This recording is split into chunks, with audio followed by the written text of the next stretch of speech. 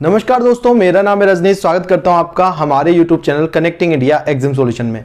दोस्तों, connecting India exam solution India का ऐसा प्लेटफॉर्म है जो आपको एक्सपोर्ट इंपोर्ट से रिलेटेड सारी जानकारी डिटेल में प्रोवाइड कराता है, आपको समझाता है इंडिया से कैसे एक्सपोर्ट करें, इंडिया में कैसे इंपोर्ट करें, उसका प्रोसीजर क्या है, क्या क्या डॉक्यूमेंट आपको बनाने रहेंगे, किस तरीके से मार्केटिंग करके बायर फाइंड आपको करना रहेगा। इन सारी चीज़ों के बारे में डिटेल में जानकारी आपको हमारे यूट्यूब चैनल के माध्यम से प्रोवाइड कराई जाती है। तो इसी के साथ मैं आपसे रिक्वेस्ट करूंगा कि अगर आप हमारे YouTube चैनल पर नए हैं तो हमारे चैनल को सब्सक्राइब करें, बेल आइकन को प्रेस करें ताकि आपको हमारे आगे आने वाले वीडियोज के नोटिफिकेशन मिलते रहें। दोस्तों, वीडियो में बढ़ते आगे बात कर लेते हैं हमारे नई सीरीज को लेके, जिसके अंदर हम देते हैं आपके सवालों के जवाब। जहां पे रहते हैं आपके सवाल और हम देंगे जवाब। आपको कोई भी क्वेश्चन क्वेरी रहती है, आप लिखें #answersmyquestion और हम देंगे आपके सारे सवालों का जवाब, जो भी आप पूछना चाहते हैं, जानना चाहते हैं एक्सपोर्ट इंपोर्ट से रिलेटेड। तो ये नई सीरीज जो है हम आप सब लोगों के लिए लेके आए, जहां पे ये हमारा सेकंड वीडियो है जिसमें हम आप सब लोगों के पूछे गए सवालों के जवाब देते हैं। तो चलिए दोस्तों, इस वीडियो को शुरू करते हैं।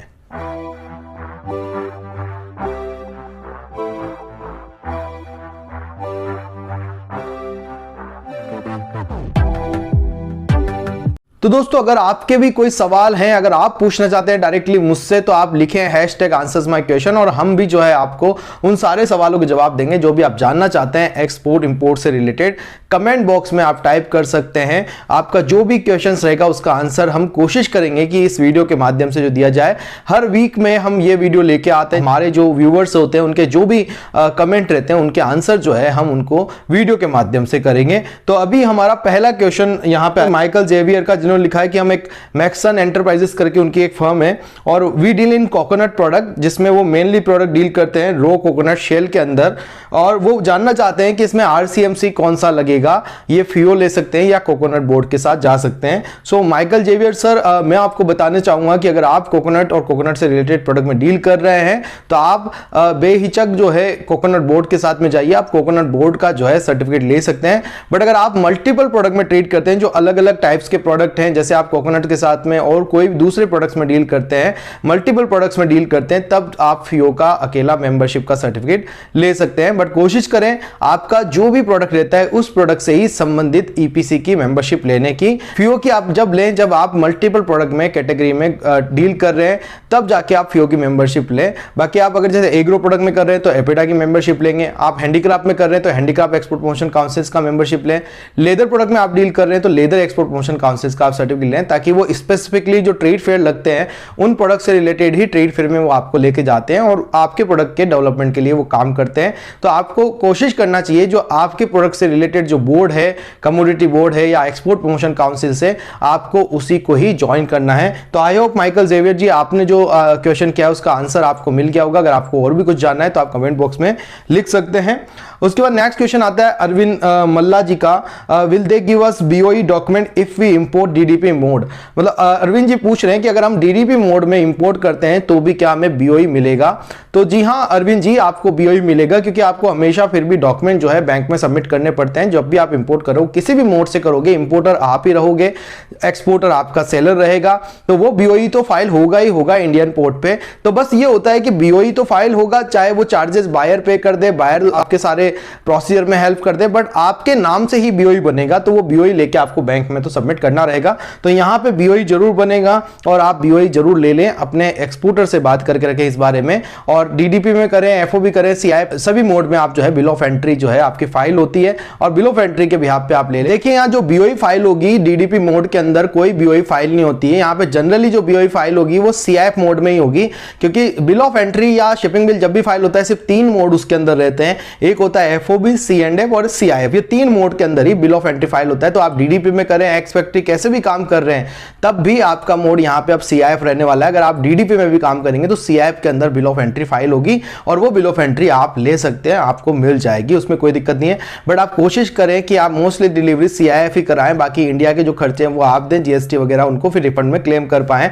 तो कोशिश करें आप ये सारा खर्चा दें। अगर आप बायर आपको देता है, यहाँ पे मान लीजिए बायर पे कर रहा है किसी भी CHA को, सारा सब कुछ बायर पे कर रहा है, तो वो कस्टम के चार्जेस या CHA की जो सर्विस लगी उसमें जो वो GST पे करेगा, आपको तो मिलने वाली नहीं है, क्योंकि आप तो पे नहीं कर रहे हैं। और यहाँ पे जो बायर पे कर रहा है, बायर के नाम से वो CHA बिल बना रहा है, तो यहाँ पे जो है सेलर पे कर रहा है। तो सेलर के नाम से जो है बिल बनाया जा रहा है आपका CHA। आप जब DDP मोड पे काम करते हैं तो यहाँ पे GST का भी बड़ा प्रॉब्लम निकल के आता है। आप कोशिश करें आप CIF मोड पे ही काम करें, क्योंकि यहाँ पे तो आप जब भी DDP मोड में काम करें, जब भी आप इंपोर्ट करें तो आप कोशिश करें DDP मोड में ना करके CIF मोड में करें। क्योंकि क्या होगा कि अगर आपका जो सेलर है वो आपका जितना भी GST यहाँ पे करेगा, मान लीजिए वो कस्टम में पे कर रहा है या जो CHA की सर्विस है, फ्रेट फॉरवर्डर की सर्विसेज है यहाँ पे, तो अगर उनको पे कर रहा है वो यहाँ पे आपका किसी भी तरीके का ट्रांसपोर्टेशन में 5% पे कर रहा है GST, या आपके यहाँ पे CHA को पे कर रहा है 18%, तो आपका सेलर है उसको तो रिफंड मिलेगा नहीं, तो सिंपली वो आपसे ही कॉस्टिंग तो पूरी लेगा, तो आपको ही महंगा पड़ेगा प्रोडक्ट। तो कोशिश क्या करना है, FOB या CIF डिलीवरी में ही इंपोर्ट किया जाए, ना कि DDP बेसिस पे। अगर आपका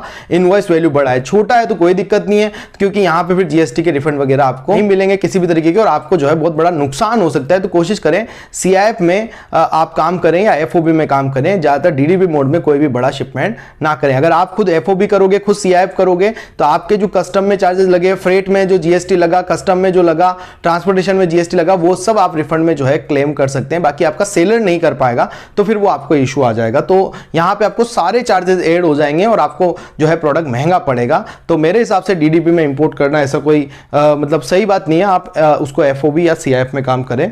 उसके बाद नाजिर हुसैन का तीसरा क्वेश्चन है, सर कैसे पता करें क्या प्रोडक्ट क्या प्राइस में एक्सपोर्ट हो रहा है। बहुत बढ़िया क्वेश्चन है नाजिर हुसैन जी का। वो चाहते हैं जानना कि क्या प्रोडक्ट किस प्राइस में एक्सपोर्ट हो रहा है, क्योंकि उसी हिसाब से आप प्राइस बना के देंगे बायर को। तो आपको पता होना चाहिए कि कौन सा प्रोडक्ट क्या प्राइस में बिक रहा है, या टेंटेटिव आइडियाज आपको लेने पड़ेंगे प्राइसिंग के, तब जाके आप अच्छे से एक्सपोर्ट कर पाएंगे। तो यहां पे अगर आपको देखना है कि कौन सा प्रोडक्ट क्या प्राइस में बिक रहा है, तो सिंपली इसके लिए कई सारे डेटा आते हैं। कई सारी फॉरेन कंट्रीज की वेबसाइट है जो इस तरीके के डेटा सेल करती है कि कोई भी प्रोडक्ट कहां पे किस कंट्री में क्या प्राइस पे बिक रहा है। तो उस तरीके के डेटा जो है आप कलेक्ट कर सकते हैं। उसके अलावा भी आप वहां के, अगर आपको डायरेक्टली वहां की सेलिंग प्राइस देखनी है, तो वहां के B2B पोर्टल जैसे अमेजॉन ग्लोबल पे जाके आप चेकआउट कर सकते हैं कि वो प्रोडक्ट क्या प्राइस में वहां पे बिक रहा है। उसके अलावा आप जैसे कहीं दुबई में चेक करना चाहते हैं, तो दुबई मॉल अगर आप डालेंगे, सुपरमार्केट प्राइस डालेंगे आप कोई भी प्रोडक्ट की, तो वहां की वेबसाइट्स वगैरह पे भी आपको ये प्रोडक्ट की प्राइसिंग देखने को मिल जाएगी कि ये प्रोडक्ट एक्चुअल में वहां क्या प्राइस पे बिक रहा है। और सबसे इंपॉर्टेंट, जैसा मैंने बताया कि डेटा आप कलेक्ट कर सकते हैं। ऐसे डेटा मार्केट में अवेलेबल हैं जिनसे पता चल जाता है कि क्या प्राइस में फॉरेन कंट्री में कोई प्रोडक्ट बिक रहा है, तो वो भी आप ले सकते हैं, उससे आपको पता चल जाएगा। उसके बाद HR ब्लॉग के नाम से है, सर मार्बल एक्सपोर्ट का प्रोसेस क्या है। तो सर हमने ग्रेनाइट का प्रोसीजर आपको बताया गया है, सेम प्रोसीजर ही मार्बल का है। हमने मार्बल और ग्रेनाइट से रिलेटेड काफी सारे वीडियोस बनाए हैं, आप ऑलरेडी उनको चेकआउट करें, जाएं चेक करें, देखें उनको, वहां से आपको समझ में आ जाएगा कि मार्बल और ग्रेनाइट का एक्सपोर्ट कैसे करना है। मार्बल के लिए, ग्रेनाइट के लिए, सैंडस्टोन के लिए, सबके लिए प्रोसीजर सेम ही होता है, उनके लिए कोई अलग से डॉक्यूमेंट नहीं है। वही आपका BL बनेगा, फ्यूमिगेशन, शिपिंग बिल, सारे सब कुछ एक ही रहते हैं। मार्बल और ग्रेनाइट में बस आप कंटेनर जो है फैक्ट्री पे मंगाते हैं, जिसको हम फैक्ट्री स्टफिंग आपका इसमें जनरली होता है, और उसके बाद आप जो है पोर्ट पे मटेरियल भेज के कस्टम क्लियरेंस करा के उसके मटेरियल को आगे जो है जहाज पे लोड हो जाता है। ये सब कुछ आपका CHA आपको करके देगा।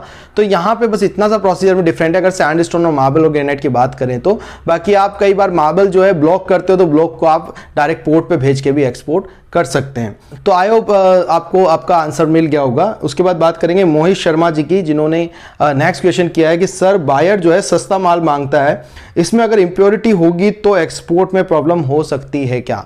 तो जी हाँ मोहित जी, बिल्कुल मैं बताना चाहूंगा कि अगर आपकी इंप्योरिटीज रहेगी, बहुत ज़्यादा लो स्टैंडर्ड का अगर प्रोडक्ट रहेगा, तो इंपोर्ट में दिक्कत आएगी। आप एक्सपोर्ट करेंगे, कस्टम में भी दिक्कत आएगी, और उसके वहाँ के कस्टम में भी दिक्कत आ सकती है। हो सकता है आपका मटेरियल पास ना हो, ज़्यादा खराब क्वालिटी का मटेरियल आपने कर दिया है, तो आपको तो सैनिटरी सर्टिफिकेट नहीं मिलेगा। क्योंकि मुझे पता है कि आपने जो कमेंट किया वो एग्रो सेक्शन में किया था, तो एग्रो प्रोडक्ट का कोई हमारा वीडियो था।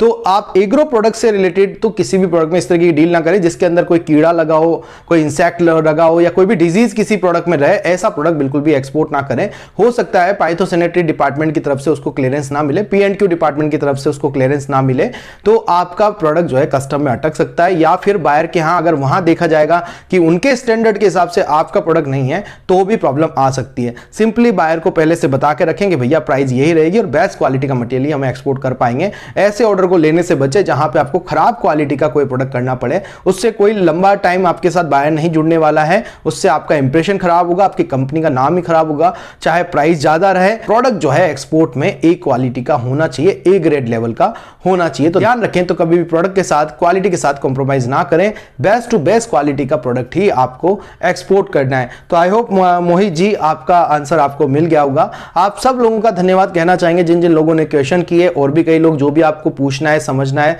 तो आप क्वेश्चन कर सकते हैं कमेंट कमेंट बॉक्स में जो है आपके आंसर फिर से नेक्स्ट वीडियो में लेकर आएंगे। नेक्स्ट वीडियो हमारा विद इन 7 डेज फिर से आएगा, जिसके अंदर हम फिर आप लोगों के क्वेश्चंस का जवाब देंगे। तो आई होप दोस्तों आप सब लोगों के भी काफी सारे डाउट जो इन 5 क्वेश्चन जो हमने इसमें लिए हैं वीडियो के अंदर, उन सब से आपके भी काफी सारे डाउट जो है क्लियर हुए होंगे। अगर आप सीखना चाहते हैं कंप्लीटली एक्सपोर्ट एंड इंपोर्ट, तो आप ज्वाइन कर सकते हैं हमारा 7 डेज का एक ऑनलाइन ट्रेनिंग सेशन, जिसके अंदर मैं प्रैक्टिकली आपको सिखाता हूं कि इंडिया से एक्सपोर्ट कैसे करें, इंडिया में इंपोर्ट कैसे करें, उसका प्रोसीजर क्या है, लाइव बायर फाइंड करके आपको बताया जाता है, पेमेंट कैसे लेना है, डिलीवरी कैसे करनी है, लॉजिस्टिक अरेंजमेंट कैसे होंगे, ये सब कुछ आपको बताया और सिखाया जाता है। तो आप हमें कॉल कर सकते हैं स्क्रीन पे दिए नंबर पे। अगर आपको ट्रेनिंग के बारे में ज्यादा जानकारी चाहिए तो आप हमें फॉलो कर सकते हैं सोशल मीडिया पे, जिसके लिंक आपको डिस्क्रिप्शन में मिल जाएंगे। मिलते हैं हमारे नेक्स्ट वीडियो में। Thank you very much.